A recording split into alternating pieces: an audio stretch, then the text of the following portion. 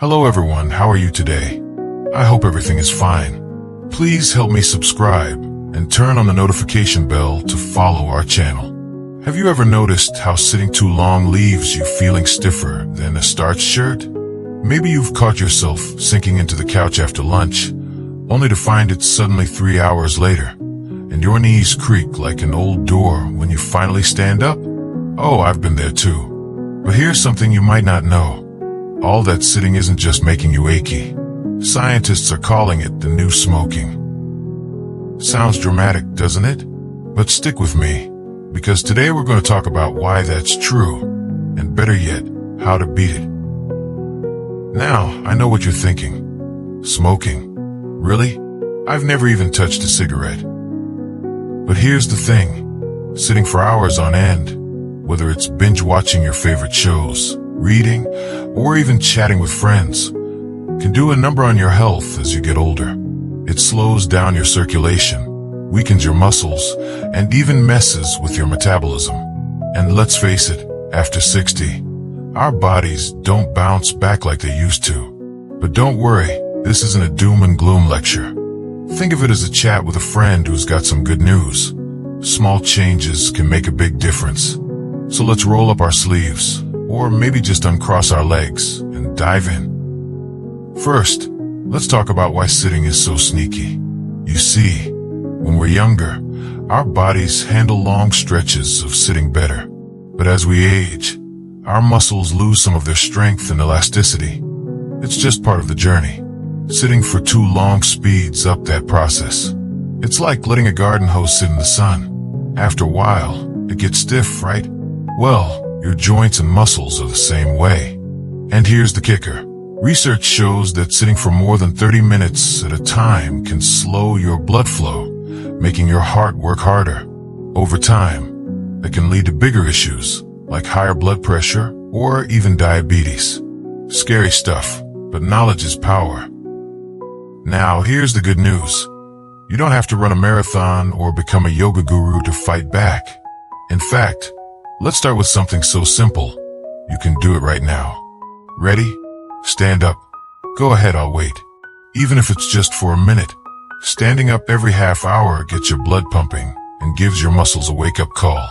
Set a timer on your phone or TV, or use commercial breaks as a reminder. My friend Margaret calls it her standing date. She'll march in place during her afternoon soap operas. Says it keeps her legs feeling spry and helps her remember where she left her glasses. If standing feels tough at first, no worries. Let's talk about sneaky moves you can do without even leaving your chair. Ever tried seated leg lifts? Just straighten one leg out in front of you. Hold for a few seconds, then lower it. Alternate legs, like you're gently kicking a cloud. Do 5 on each side while you're sipping coffee or on the phone. It's like giving your thighs a secret handshake to keep them strong. And here's a bonus. These little movements add up. They boost circulation, ease stiffness, and remind your body, hey, we're still in this game. Now, I know habits can be hard to change. Maybe you've been sitting the same way for decades. But here's what I want you to remember. Progress, not perfection. Missed your 30-minute stand break. That's okay. Forgot to do your leg lifts. No guilt. Just start fresh the next hour.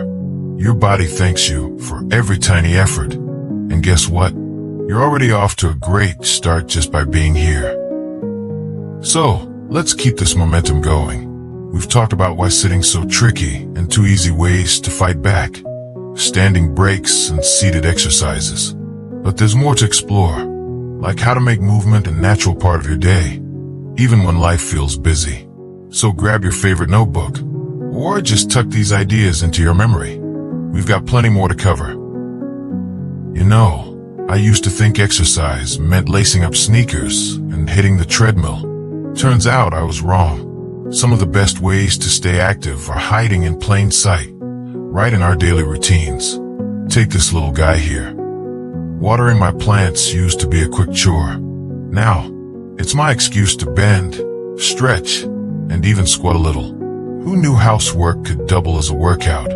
So let's talk about how to turn ordinary moments into opportunities to move without turning your life upside down. First up, rethinking how you do what you already do. Let's say you're washing dishes.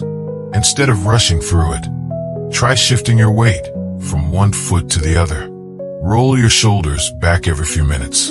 Or if you're sweeping, make wider arcs with a broom. Get those arms moving. My neighbor, Herb, swears by his laundry ballet. He lunges sideways when transferring clothes from the washer to the dryer. Says it keeps his hips loose, and his grandkids think he's hilarious. Now, I'm not saying you need to turn every task into a dance recital, but small tweaks can make a big difference. Gardening, for example. Ever notice how pulling weeds works your grip? Reaching for a high shelf? That's a shoulder stretch in disguise. Even stirring a pot of soup can become a wrist exercise if you do it slowly and mindfully. The key is to notice these moments and lean into them. Your body craves variety, and these movement snacks add up faster than you'd think. Another tip, break up your sitting sessions with purpose. Instead of making 5 trips to the kitchen for coffee, try grouping tasks together, but take the long way around. Walk through the living room, down the hall, and back. My cousin Edna calls it her daily parade. She'll hum a tune and wave to her cat like she's the Grand Marshal. It's silly, but it keeps her legs moving and her mood lifted.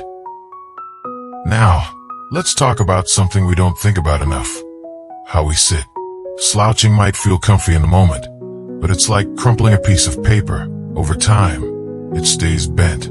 Here's a trick my physical therapist taught me.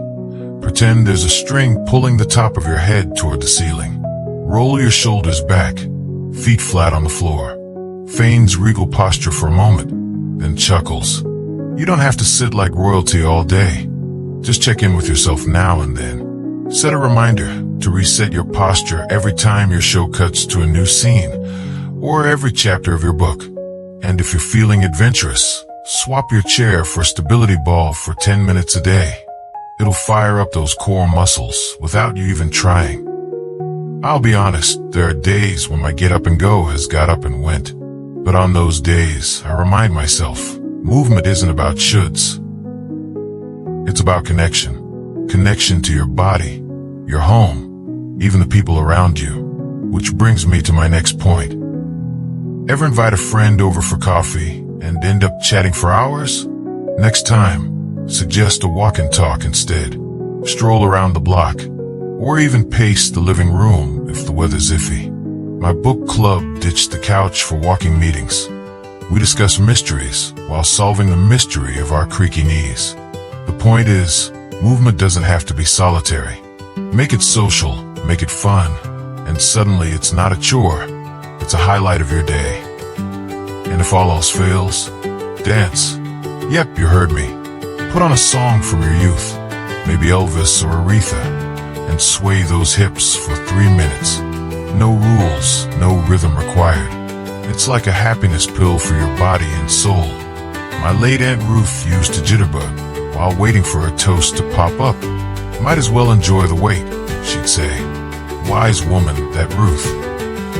So here's your takeaway. Movement isn't about adding more to your plate. It's about savoring what's already there with a little extra oomph. And guess what? You're already doing so much better than you think. You know, when I first started making these changes, I'll admit, I wondered if it'd really matter. I mean, can standing up every half hour actually make a difference? Turns out it does. But here's the secret no one tells you. The real magic isn't in the what, it's in the keeping at it. So today, let's talk about how to make these habits stick, even on days when your motivation feels as thin as your morning tea. Let's start with this. Progress isn't a straight line. Some days, you'll feel like a spring chicken. Other days, getting out of that chair might take a 3-act play, and that's okay. My buddy Carl has a saying, motion before perfection. Did he do his arm circles today? Maybe not, but he did walk to the mailbox instead of waiting for the grandkids. That counts. The goal isn't to be perfect, it's to keep showing up for yourself, one tiny step at a time. Now, let's tackle the elephant in the room, What if your body says not today? Maybe arthritis flares up, or your balance feels off. Here's the thing, movement isn't all or nothing. If standing's tough, try seated marching. Can't reach the high shelf? Use a grabber tool and turn it into a shoulder stretch. My sister-in-law, Lois, swapped her afternoon walk for chair tai chi after her knee surgery. Still moving, she says, just closer to the cookies. Another tip, celebrate the wins, no matter how small. Did you remember to stand twice today? Gold star. Managed a single leg lift. Victory. I keep a jar of marbles on my kitchen counter. Every time I move intentionally, I drop one in. By month's end, that clinking sound is my personal applause. Find what makes you proud, even if it's just ticking a box on the calendar. Progress loves company. And here's a thought. Invite others into your journey. Share your goals with a friend, or better yet, ask them to join you. My granddaughter and I have a standing date every Sunday. We video call, stand up, and wiggle to big band tunes. She laughs at my jazz hands. I laugh at her TikTok moves. Suddenly, we're not just moving, we're making memories. That's the beauty of it.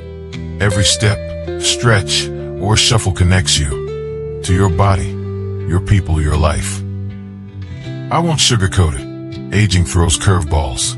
But here's what I've learned. Our bodies are storytellers. Every creak, every stride, every deep breath whispers, I'm still here. And how we care for them, that's the plot twist. So whether you're dancing in the kitchen or pacing during phone calls, you're writing a story of resilience, of joy, of life. Before we wrap up, let me leave you with this. You're not just getting older, you're living longer. And that's worth celebrating. So take a bow, my friend. You've already taken the hardest step, starting. Now keep going, one gentle, glorious movement at a time. If this resonated with you, I'd love to hear your story. Drop a comment below. Tell me your favorite movement snack, or how you've made staying active fun. And if you found this helpful, pass it along. Share it with a friend, a sibling, or that neighbor who's always tending their roses. Let's build a community that moves and thrives together. Thank you for spending this time with me. If you haven't already, hit that subscribe button and ring the bell. It's like giving me a little wave every time I post. Until next time, remember, every day is a fresh page. Let's make it a good one. Share this video with your friends.